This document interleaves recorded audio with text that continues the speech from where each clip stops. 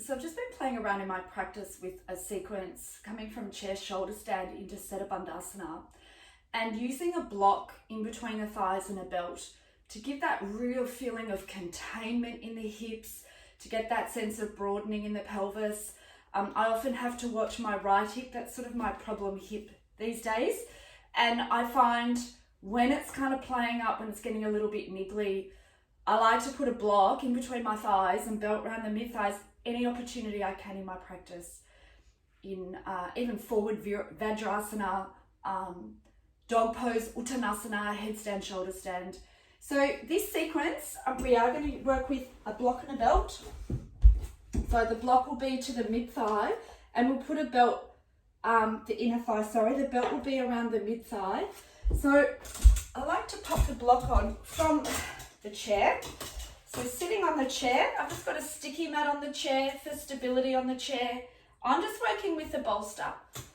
If you're a little tighter in the shoulders, the neck, you could even put a half fold blanket. In fact, earlier I was working with a half fold blanket as well. So really firm the belt to the mid thigh, and I also like to wrap it around a few times just to get that extra grip from the outer upper thigh. When you go into shoulder stand on the chair, you're better to slide to the back edge first and then slowly slide yourself off. You've got the bolster right underneath the back of the shoulders and the neck there. And we're going to start just in the chair shoulder stand. Now, I'm deliberately lifting my legs up and turning the inner calf of each leg out, which facilitates the rolling of the thighs. From the mid thigh, you're turning in, but from that outer upper thigh, outer hip region, I want you to really press into the block. So there's this firmness from the outer upper thigh, firmness from the hip, pressing that flesh in.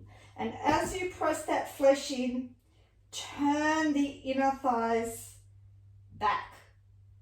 You know, you can hold inside the legs of the chair. You can hold outside the legs of the chair here with your arms. Pin the corners of the shoulders down. Really lift up through that mid-back chest.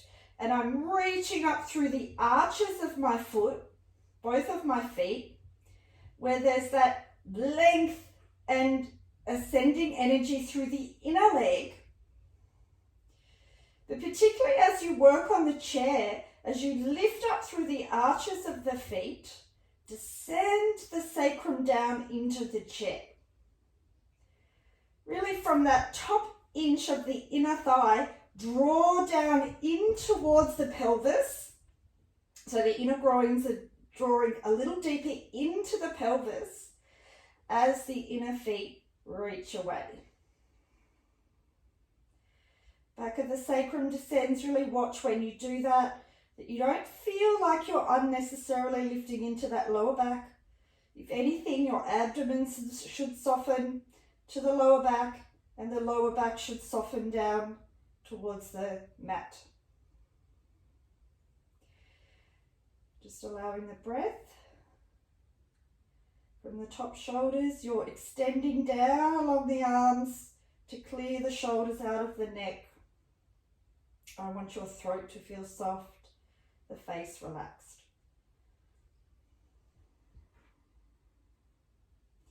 And then we're going to bend up the knees and straighten the legs, more like a Viparita Karani here. And again, really lengthening up through the mid arches of the feet. Inner calves turning out. Turn that block back with the inner thighs, but keep holding firm the outer upper thighs and the outer hip flesh in. As that containment comes to the outer hips, the outer leg, actively spread your sitting bones and really spread from the sacrum, from the mid buttocks, spread out. So there's a broadening of the back of the sacrum. And then as you broaden the back sacrum, once again, descend the sacrum just gently into the chair as you lift the inner arches of your feet. Fully spread the outer edges of the feet, pressing the little toe side of the foot down towards the floor as you lift the arches up. We're going to start the Setubandha action with just bringing the feet to the side, back of the chair. And again, watching that tendency for the heels to overly turn in. I'm actively turning my heels slightly wider, pressing the feet into the top side bar of the chair. Got a good grip of the back legs of the chair with your hands, and then lift your buttock up for Setubandhasana. Even more, turn the thighs in. Even more, turn the block back and lift from your back sacrum.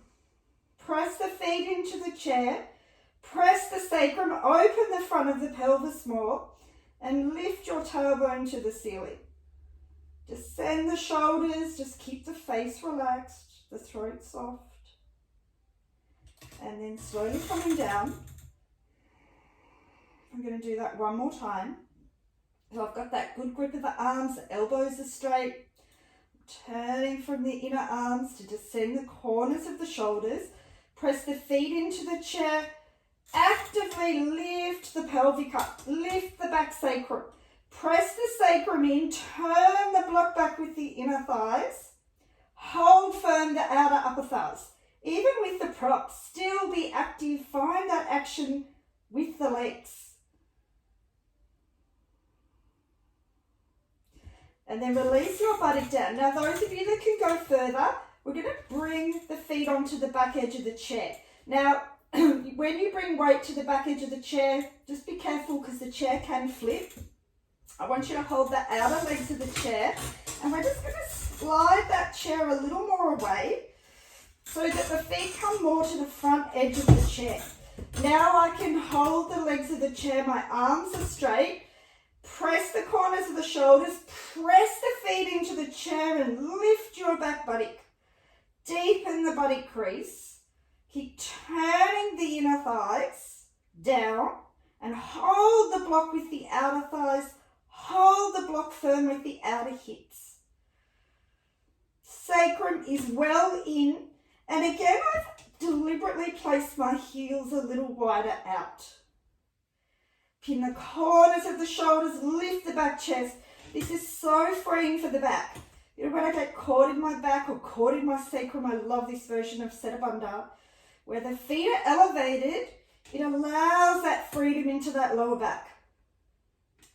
And then bring the chair a little more back. You can slide the shoulders back. Just rest the buttock into the bolster. And then bend up your legs on the chair. Keep the block and belt. Again, where you place the feet, turn the calves out. So that block again in a more subtle way is turning the inner thighs back. Make sure the bolster sits just at the back of the hips so your lower lumbar spine can lengthen away. Your abdomen can soften. Rest your arms to the side. And you can recover yourself here.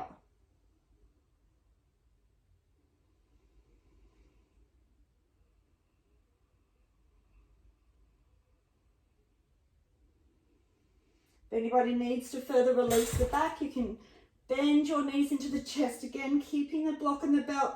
So there's this gripping, hips, outer upper thighs. You're turning the block back with the inner thighs. Interlock your fingers around your shin. And I'm keeping my feet active.